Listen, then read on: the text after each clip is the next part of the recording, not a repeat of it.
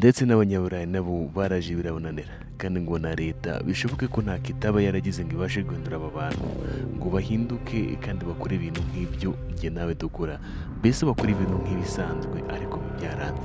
Muri make ubarebye ubanza bakifuza gutizwa nibura amahirwe yo gutizwa ubwonko bwabo nibura iminota 10 gusa, maze ngo urebe uko batekereza kandi bafata ibi bintu. Aba babitwa ubwoko bw'abahadzabe cyangwa se hadza. Naho njye wumva nitwa Kamanzi Eros Danton.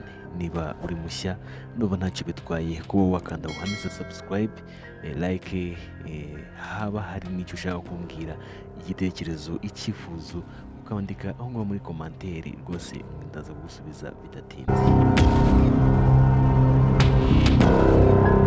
Nyarukiye gato cyane hano muri Tanzania, ubwo ni mu majyepfo ya Tanzania, neza neza iruhande rw'ikiyaga cya Eyasi. Aba bantu bitwa hadza cyangwa se ubu bwoko bw'abahadzabe niho bibera.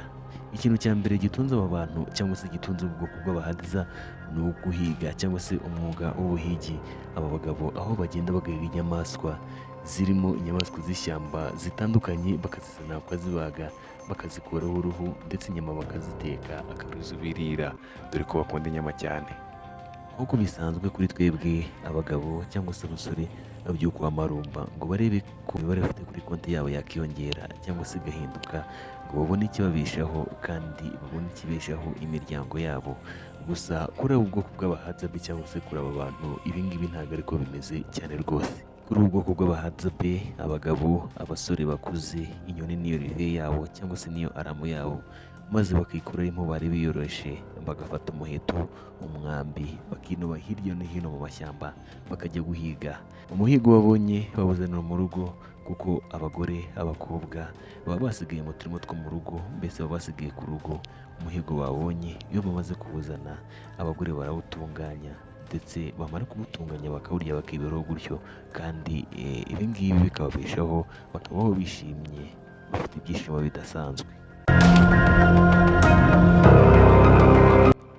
Ubu bwoko bw'abahadzabe cyangwa se aba bagabo aho bibera bari mu muvumo, niho heza babona ubwisho bwiza bw'imvura, izuba ryinshi, aho umugabo bimusaba ingufu zitari nke kugira ngo abashe kwibonera ubuvumo azatuzamo umuryango we ndetse n'abana be.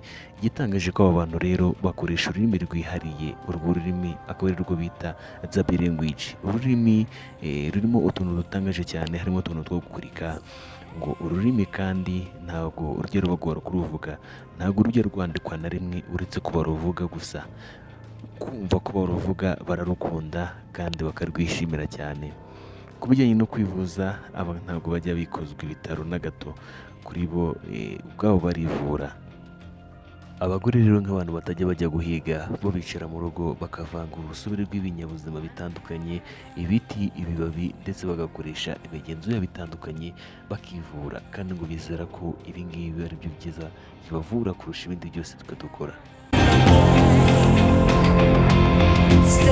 Umva tekinoloji cyangwa se iterambere nka telefone, mudasobwa, radiyo, interineti, imashini z'ikoranabuhanga ndetse n'ibindi byinshi by'ikoranabuhanga. Ibi ngibi gukora aba bantu bo babifata nko kubona izuba rirenga ryarangiza rikava, ejo rikongera rikagaruka, rikongera rikagenda, nta n'icyo warikoraho. Aba nabo ibi by'iterambere wapi kabisa, kuko guhiga barangiza bakibonera ibyo kurya, bakirira umuhigo wabo, usanga ari byo bashyira imbere, usanga ari byo bifite akamaro gusa.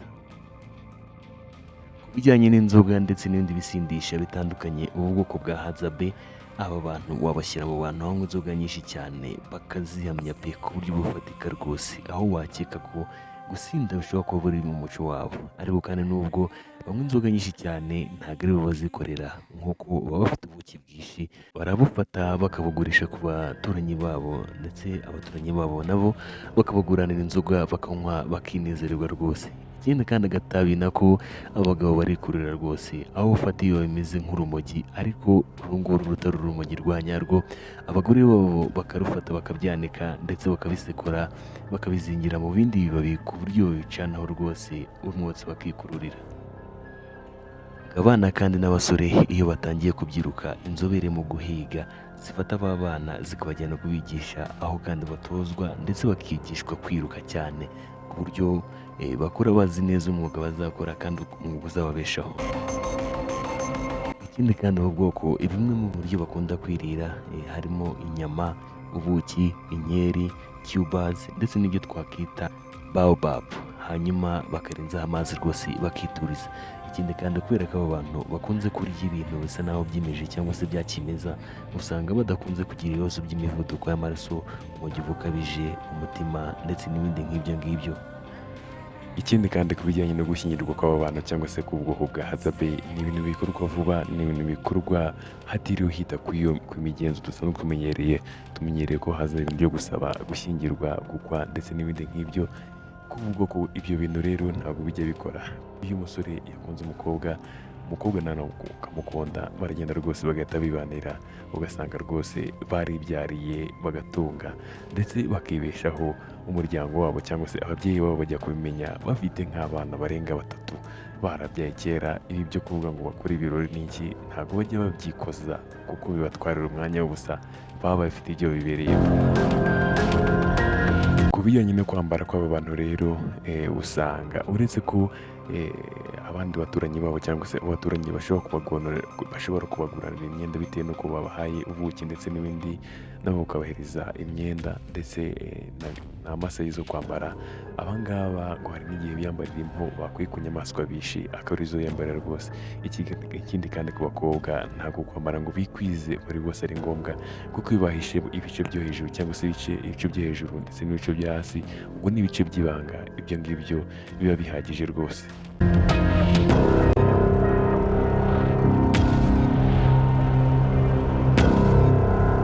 Aba bantu kandi bakunda kwambara ibijyanye n'imitako barimo nk'amasheni, ibikomo, amaherena, kwitubuza ibice by'umubiri ku buryo kandi buteye ubwoba. Ibi ngibi bafata nk'ibintu byiza cyane bituma banezerwa, bakabifata nk'umugenzo kandi bagomba gukurikiza kandi baba babyishimiye ndetse babikunze cyane. Ku bijyanye n'imyizerere cyangwa se religion cyangwa se ibijyanye n'imisengere yabo, aba ngaba ngo basenga ukwezi cyangwa se cyitwa Eid. Ngabo ngabo bizera ko iyo umuntu apfuye cyangwa se iyo umuntu atabarutse akava mu mubiri, aba abuze ubuzima ndetse akaba atazongera kubaho by'iteka. Muri make baba batazongera kubona. Ibi ngibi twe twizera ngo umuntu ajya mu ijuru cyangwa ikuzimu, kuri bo bizera ko iyo umuntu apfuye aba avuyemo birangiye, atazongera kugira ubundi buzima na rimwe.